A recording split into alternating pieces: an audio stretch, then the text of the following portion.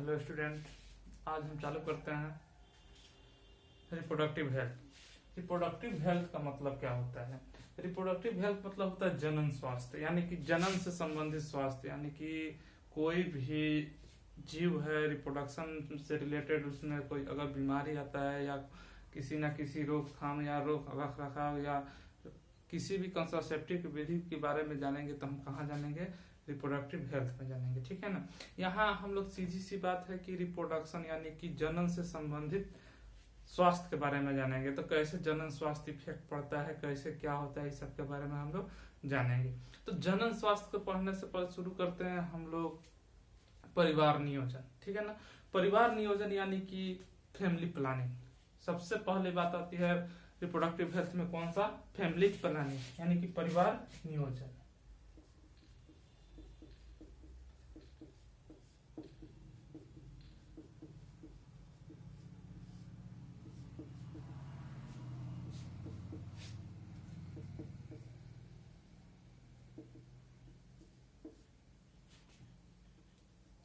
Family planning यानी कि परिवार नियोजन। परिवार नियोजन से हम लोग क्या समझते हैं? परिवार यानी कि मान लीजिए एक परिवार है, अब उससे हम लोग को आगे नहीं बढ़ाना है परिवार को। ठीक है ना। मान लीजिए हमारे दो बच्चे हैं, अगर हम सोच रहे हैं कि उससे आगे हम लोग को नहीं बढ़ाना है, तो इसके लिए क्या होता है? परिवार नियोजन एक बात आती है। परिवार नियोजन किस किस ताल्लुक को समझाता है? तो परिवार नियोजन को सीधी सी बात है कि अनवांटेड बर्थ यानी कि अनचाहा जन्म को रोकने में मदद करता है। यानी कि परिवार नियोजन का सबसे तात्पर्य यह होता है कि नए जीवन की शुरुआत हासिल करने के लिए कोई नए युक्ति का निर्माण करना, मतलब युक्ति के बारे में सोचना। तो जैसे में अगर हम लोग बड़ा परिवार है तो बड़ा परिवार में भोजन बनाने में कठिनाई होगी, यानी कि सबसे पहले तो जमीन जाथा होगी, खाना व्यवस्था करने में प्रॉब्लम होगी, यानी कि हर चीज के प्रॉब्लम हो सकती है। यानी कि आने वाले समय में रहने सहने रहन खान पान हर चीज की व्यवस्था में कठिनाई होती है। तो इसके लिए क्या होता है? एक सरकार ने नाम दिया फैमिली प्लानिंग यानी कि परिवार नियोजन। इसमें क्या क्या चीज को से संबंधित ये परिवार नियोजन होता है? सबसे पहला क्या हो सकता है? Unwanted birth.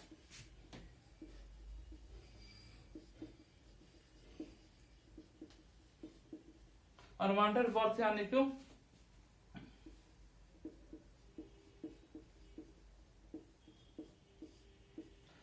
यानी कि पहला क्या होगा? अनवांटेड बर्थ को रोकना। यानी कि रोकने से तात्पर्य यह है कि अनचाहे बर्थ, मान लीजिए अगर हमारे दो बच्चे हैं, दो बच्चे से ज्यादा हम लोग को नहीं चाहिए, तो इसके लिए रोकने का जो पहला काम हुआ उसको क्या बोलते हैं हम लोग? Unwanted birth. इसमें क्या क्या चीज हो सकता है कि जनसंख्या पर नियंत्रण ला सकते हैं। ठीक है ना। सबसे पहली बात है कि जनसंख्या पर नियंत्रण हम लोग ला सकते हैं।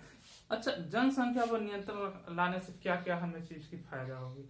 सबसे फायदा तो यह होगी कि हम किसी भी चीज की युक्ति जुगाड़ करने में हम लोग सबसे आगे हो जाएंगे। मान लीजिए हम लोग अगर खाना की व्यवस्था करते हैं तो खाना व्यवस्था करेंगे तो क्या होगा? खाना की व्यवस्था में कम भोजन में ही सबके संतुष्टि मिल जाएगी। वहीं अगर बड़ा परिवार होगा तो क्या होगा? ज्यादा भोजन इकट्ठा करने में, मान लीजिए कहीं भी होता है तो भोजन के लिए कोई भी जीता है तो क्या चीज? खाने के लिए जीता है, जीने के लिए खाता है? जीने के लिए ही खाया जाता है, क्योंकि जब तक हम लोग खाएंगे नहीं जिएंगे नहीं। ठीक है ना। तो खाना की व्यवस्था होगी तो सबसे पहले व्यवस्था होगी। ठीक है ना। तो भोजन, कपड़ा और आवास मूलभूत आवश्यकता यही होती है। तो सबसे पहले हम लोग को क्या चीज की जरूरत होती है? भोजन की। मान लीजिए हम खाना बनाएंगे तभी तो खा पाएंगे, खाने की व्यवस्था करेंगे तो वही सबसे पहले व्यवस्था। तो जनसंख्या में सबसे पहले अगर ज्यादा परिवार होगा तो क्या होगा? दुखी परिवार हो जाएगा, सबको संतुष्ट भोजन नहीं मिलेगा। तो समझ रहे हैं। दूसरा बात क्या होगा?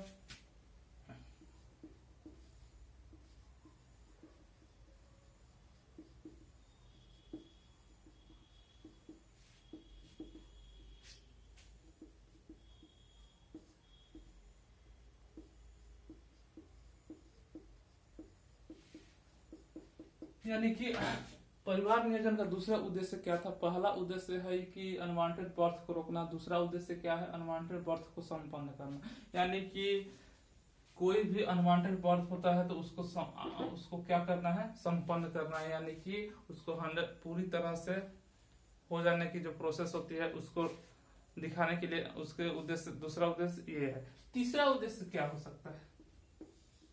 तीसरा उद्देश्य ये हो सकता है कि गर्भधारण के मध्य अंतराल को नियमित रखना, यानी कि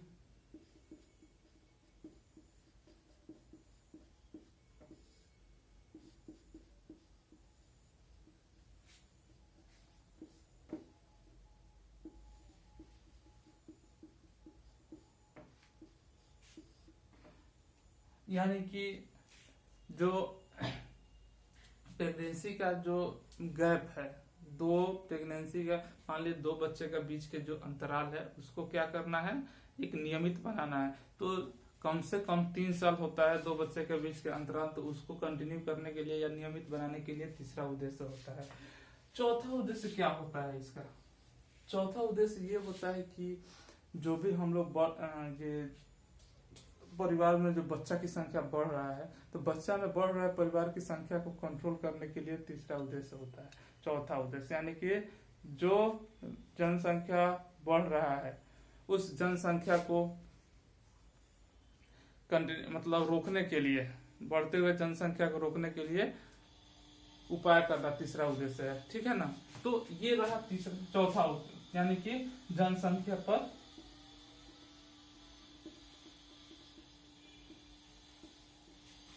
या परिवार में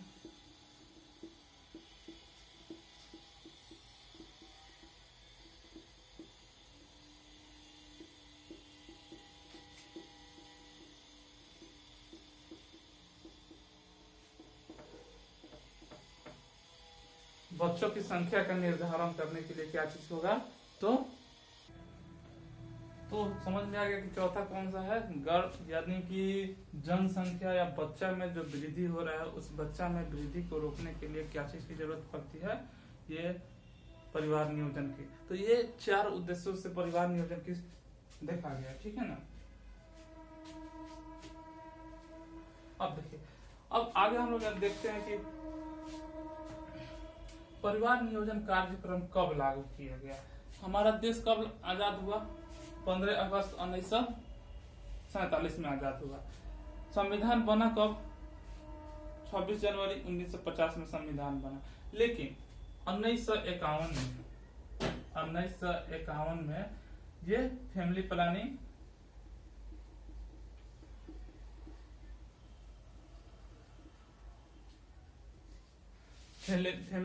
स्टार्ट कब किया गया? 1951 में। मान लीजिए कि संविधान लागू होने के बाद ये फैमिली प्लानिंग शुरू किया गया। समझ में आ गया बात? देखिए, अब इसका नाम बदलकर 1977 में इसका नाम बदलकर क्या रख दिया गया था? तो परिवार कल्याण कार्यक्रम, यानी कि फैमिली वेलफेयर प्रोग्राम।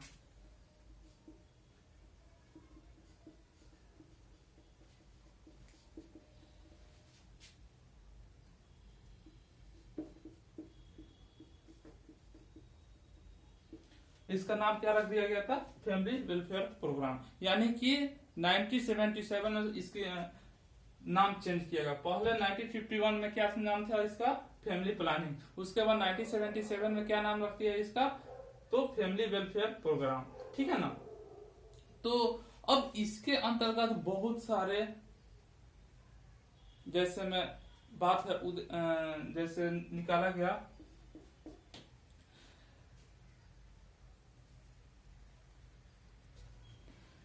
तो सुधारने के लिए बहुत सारा नारा आया गया, ठीक है ना।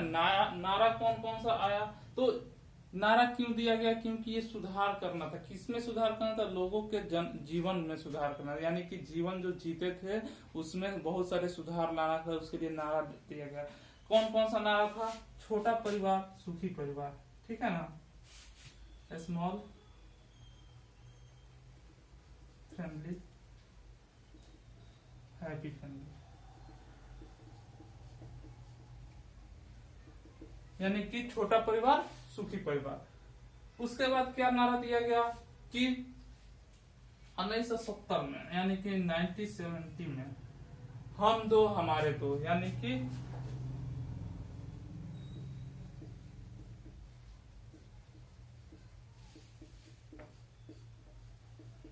ये 1970 में दिया गया। बात समझ में आ रही है?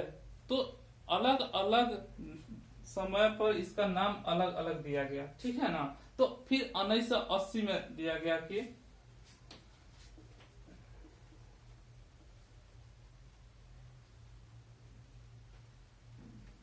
1980 में क्या दिया गया कि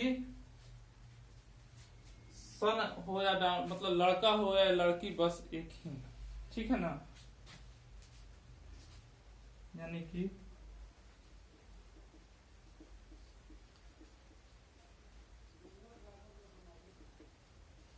बीच का अंतराल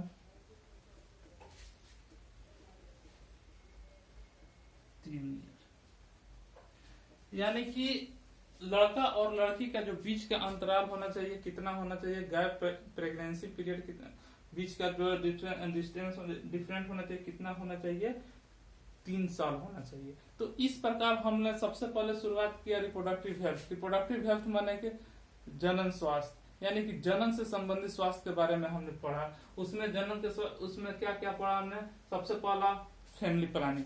फैमिली प्लानिंग यानी कि परिवार नियोजन। मेन उद्देश्य क्या था फैमिली प्लानिंग का, तो मेन उद्देश्य 4 थे। कौन कौन था? अनवांटेड बर्थ को रोकना, यानी कि बिन अनचाहे जो बर्थ हो रहे हैं उनको रोक देना। दूसरा क्या? अनवांटेड बर्थ संपन्न करना, यानी कि जो बर्थ हो रहा है उसको क्या करना, वांटेड बर्थ संपन्न करना। समझ में आया बात? तो वांटेड बर्थ को संपन्न कर देना। तीसरा क्या हुआ? गर्भधारण के अंतराल, बीच का अंतराल को नियमित करना, यानी कि जो प्रेगनेंसी पीरियड होगा उसके बीच का जो गैप होगा उसको क्या निर्धारण करना। चौथा क्या हुआ? जनसंख्या में या परिवार के बीच ये बच्चों के संख्या को क्या करना, कम करना, ठीक है ना। अब देखिए, तो फैमिली प्लानिंग शुरुआत कब किया गया? तो 1951 में, यानी कि 1951 में फैमिली प्लानिंग का शुरुआत किया गया। फैमिली प्लानिंग का नाम बदला गया। कब बदला गया? 1971 में। कौन क्या नाम दिया गया था?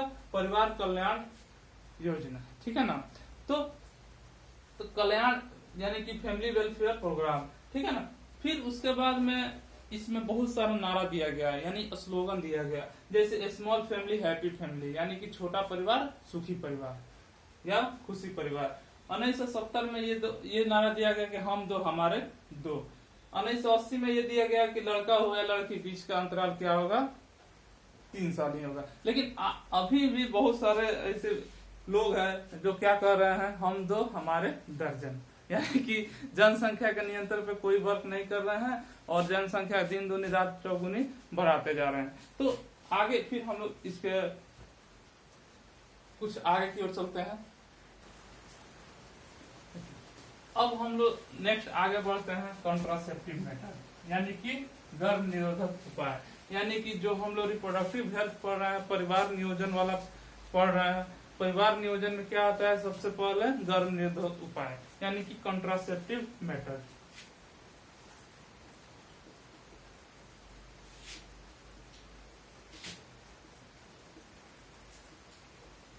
कॉन्ट्रासेप्टिव मेथड यानी कि गर्भ निरोधक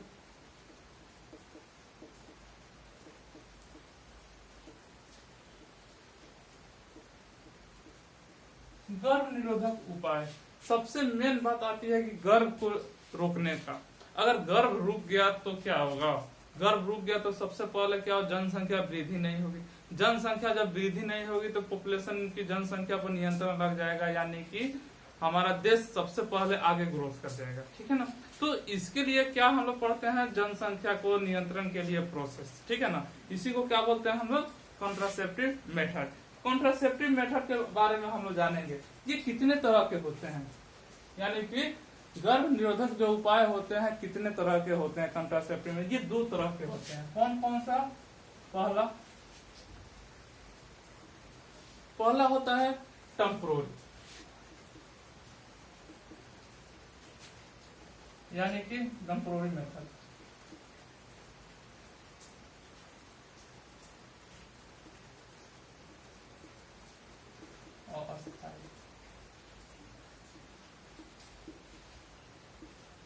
दूसरा क्या होता है?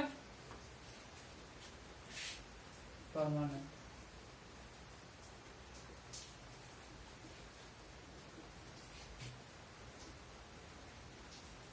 यानी कि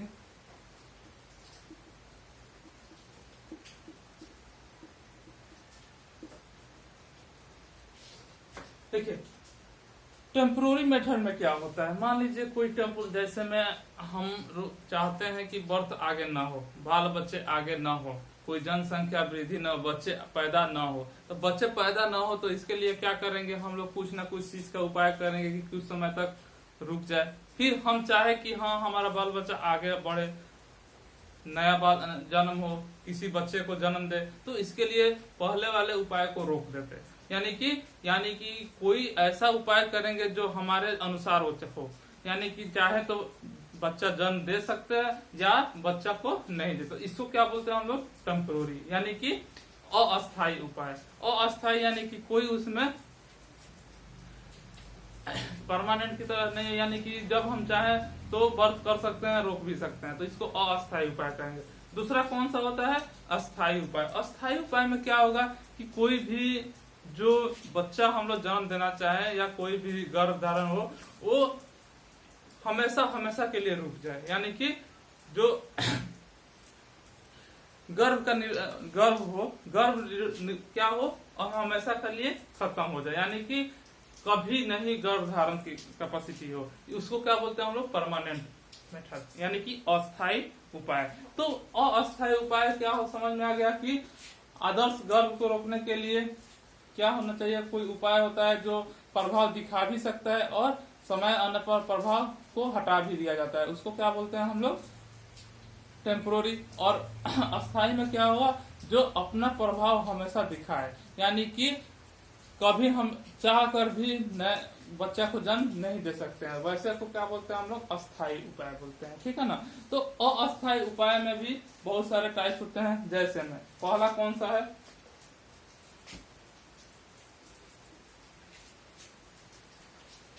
तो एक नंबर में क्या हो जाएगा, पहला कि केमिकल प्रोसेस, केमिकल मेथड, यानी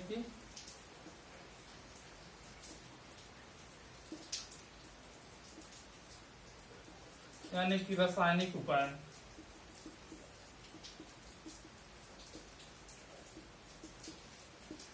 दूसरा क्या होगा, बैरियर प्रोसेस, यानी कि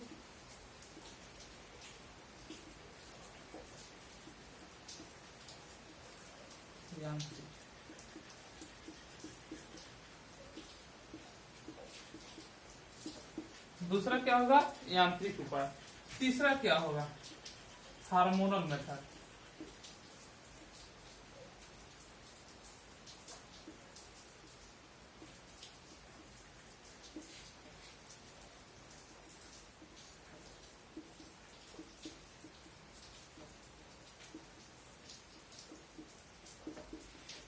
चौथा क्या होगा, नेचुरल प्रोसेस,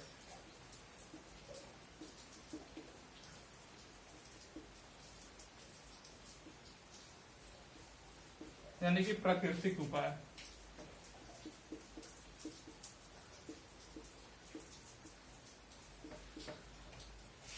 फिर पांचवा कौन होता है,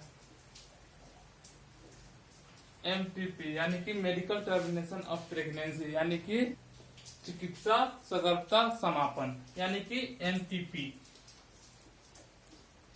मेडिकल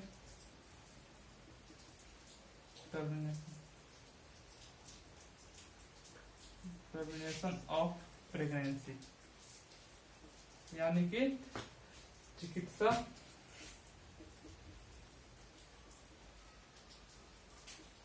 सगर्भता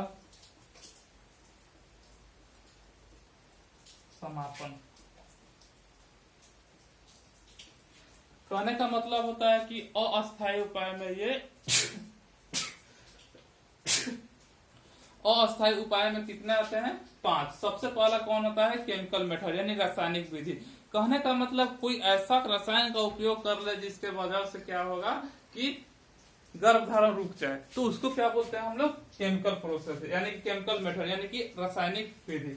दूसरा कौन आता है, बैरियर मेथड, यानी केमिकल मेथड में अगर हम लोग स्पर्म और ओवम के फर्टिलाइजेशन को रोक दिया जाए तो क्या हमें कुछ होगा, कोई फर्टिलाइजेशन रोक दिया जाए तो क्या बेबी का डेवलपमेंट होगा, जाइगोट बनेगा, नहीं बनेगा। तो जाइगोट नहीं बनेगा, जाइगोट को बनने से रोकने के लिए क्या होगा, कुछ केमिकल का उपयोग करेंगे जिसके वजह से क्या होगा, स्पर्म का एक्टिविटी रुक जाए या ओवम का एक्टिविटी, यानी कि दोनों का जो रेट होगा वो क्या हो, रुक जाए। तो इसके लिए हम लोग क्या चीज का उपयोग करते हैं, केमिकल। दूसरा क्या होता है, बैरियर प्रोसेस। बैरियर मेथड में क्या होता है कि मान लीजिए हम लोग स्पर्म और ओवम के संपर्क को तोड़ दें, कोई ना कोई दीवार लगा दे, या दीवार या कोई, यहाँ तो हम लोग दीवार लगाएंगे नहीं, यहाँ कोई ना कोई एक ऐसा युक्ति का उपयोग करेंगे जो क्या करे कि स्पर्म और ओवम के फर्टिलाइजेशन को रोक दे, तो उसको क्या बोलते हैं हम लोग, बैरियर प्रोसेस।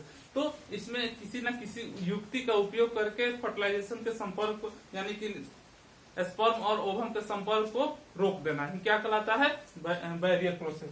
तीसरा कौन सा होता है, हार्मोनल प्रोसेस। हार्मोनल प्रोसेस में क्या किया जाता है कि हार्मोन्स को ही डीएक्टिवेट कर दिया जाता है, यानी कि जो इसमें एस्ट्रोजन या प्रोजेस्टेरोन और फीमेल वाला है इसको डीएक्टिवेट कर दिया जाएगा, या मेल वाला को टेस्टोस्टेरोन को भी संदमित कर दिया जाता है, यानी कि रोक दिया जाता है। इससे होता क्या है कि ना हार्मोन्स एक्टिव रहेगा, ना स्पर्म का फर्टिलाइजेशन होगा।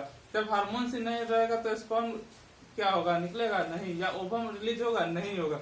तो इसके लिए हार्मोनल मेथड का उपयोग किया जाता है। तीसरा कौन सा होता है, नेचुरल मेथड। नेचुरल मेथड में कि नेचर के द्वारा संपन्न होने वाले जो मेथड होते हैं उसको क्या बोलते हैं हम लोग, नेचुरल मेथड। जैसे में अगर मान लीजिए कि कोई सेक्स हो रहा है, सेक्स के बाद अगर नेचर का जो होगा, नेचर यानी कि जो डिलीवरी होगा, डिलीवरी के 6-7 महीना तक क्या होता है, मेंस्ट्रुएशन साइकिल नहीं होता है, पीरियड नहीं आता है। तो पीरियड नहीं आता है तो उसके लिए क्या किया जाता है, उस समय कोई गर्भधारण का संभावना नहीं होता है, उसको क्या बोलते हैं हम लोग, नेचुरल प्रोसेस बोलते हैं। इसके बारे सबके बारे में हम डिटेल बताएंगे। तीसरा क्या होता है, medical termination of pregnancy, MTP, यानी कि कोई मान लीजिए गर्भ धारण हो गया तो उसको दवा के द्वारा उसको हटाने की जो प्रोसेस होते हैं उसको क्या बोलते हैं, मेडिकल टर्मिनेशन ऑफ प्रेगनेंसी बोलते हैं, ठीक है ना। तो ये तो रहा अस्थायी उपाय। अब हम लोग जानते हैं अस्थायी उपाय। अस्थायी उपाय में कितने तरह के होते हैं, 2 तरह के होते हैं, ठीक है ना। इसके अस्थायी उपाय के अंतर्गत आता है कौन सा, सर्जिकल मेथड, यानी कि चीरने फाड़ने वाला प्रोसेस होता है, यानी कि नर, जिसको हम लोग क्या बोलते हैं, नसबंदी बोलते हैं, मादा नसबंदी और नर नसबंदी, ठीक है ना। हिंदी में क्या बोलते हैं, नसबंदी, ठीक है ना। तो मादा के लिए और नर के लिए अलग अलग होता है। तो ये 2 तरह के होते हैं, मादा के लिए अलग होगा और नर के लिए अलग होगा। जो नर के लिए होता है उसको क्या बोलते हैं हम लोग, वेसोटोमी, और मादा के लिए होता है यानी कि वेसोटोमी और ट्यूबेक्टोमी, यानी हिंदी में भी इसको क्या बोलते हैं, पुरुष नसबंदी यानी कि वेसोटोमी। दूसरा क्या होता है, मादा नसबंदी यानी कि ट्यूबेक्टोमी।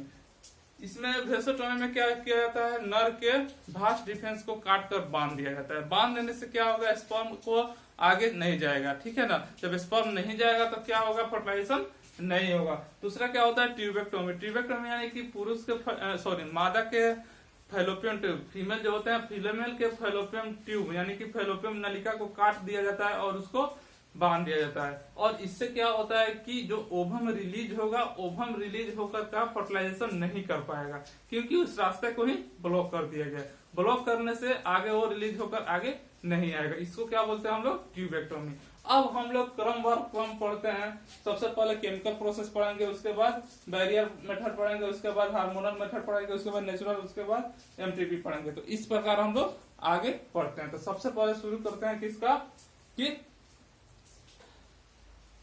केमिकल मेथड, ठीक है ना। तो कंटिन्यू हम आगे बढ़, देखिए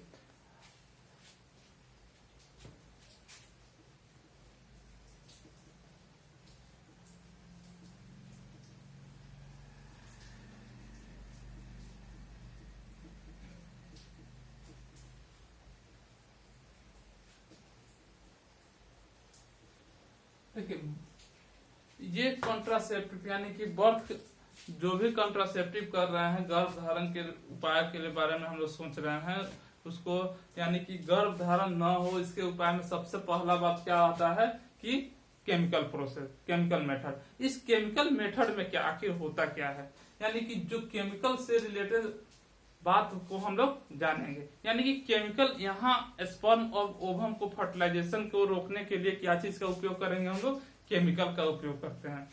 तो केमिकल का वर्क कैसे करता है, यानी कि केमिकल जो होगा तो O2 के अपटेक करता है, यानी कि जो स्पर्म होता है स्पर्म O2 अपटेक को रोक देता है। जो ये केमिकल ऐसे होते हैं कि ये O2 के अपटेक को यानी कि ऑक्सीजन के अपटेक को रोक देते हैं। कहीं भी किसी भी चीज को करने के लिए क्या चाहिए, ऑक्सीजन चाहिए। अगर ऑक्सीजन ही नहीं रहेगा तो क्या हम किसी चीज को कर पाएंगे, नहीं कर पाएंगे। यानी कि ये क्या करता है, O2 अपटेक को रोक देता है। तो O2 के अपटेक को रोकेगा तो इसमें क्या क्या चीज प्रोसेस होगा, तो हम लोग ध्यान से देखते हैं, ठीक है ना। तो इसमें कौन कौन सा केमिकल का यूज किया जाता है, कैसे वर्क करता है, उसके लिए क्या साइड इफेक्ट करता है, या क्या कैसे उसका प्रोसेस होगा, उस सारी चीज को हम लोग जानते हैं। इनमें बहुत सारे चीज केमिकल का उपयोग किया जाता है, जैसे KMnO4। पहला केमिकल क्या होता है, ये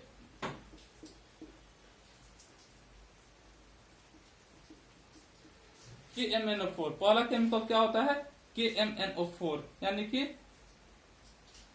पोटासियम मैग्नीज। दूसरा क्या होता है, ZnSO4 यानी कि। तीसरा क्या हो सकता है, बोरिक एसिड, बोरिक एसिड। चौथा क्या हो सकता है इसमें एसिड के बाद, लैक्टिक एसिड।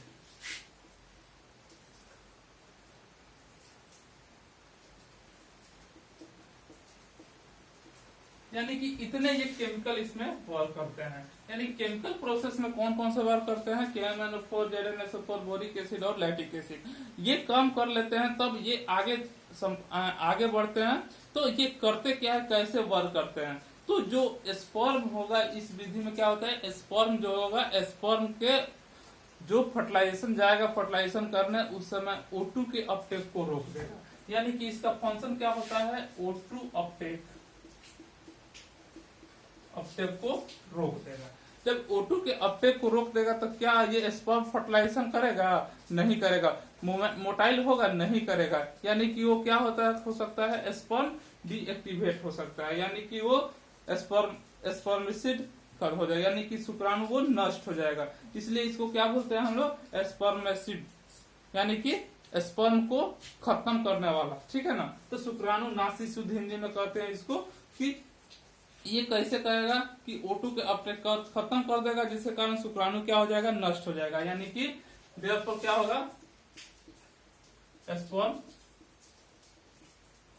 खत्म, ठीक है ना। जब स्पर्म भी वर्क करना बंद कर देगा तो क्या होगा, आगे जो फर्टिलाइजेशन का प्रोसेस होगा वो होगा, नहीं होगा। तो इस प्रकार ये सारा चीज समझ में आ गया कि ये केमिकल प्रोसेस में करता क्या है कि O2 के अपटेक को रोक देता है। O2 अपटेक रोक देगा तो ये शुक्राणु नष्ट हो जाएगा। जब शुक्राणु नष्ट हो जाएगा तो फर्टिलाइजेशन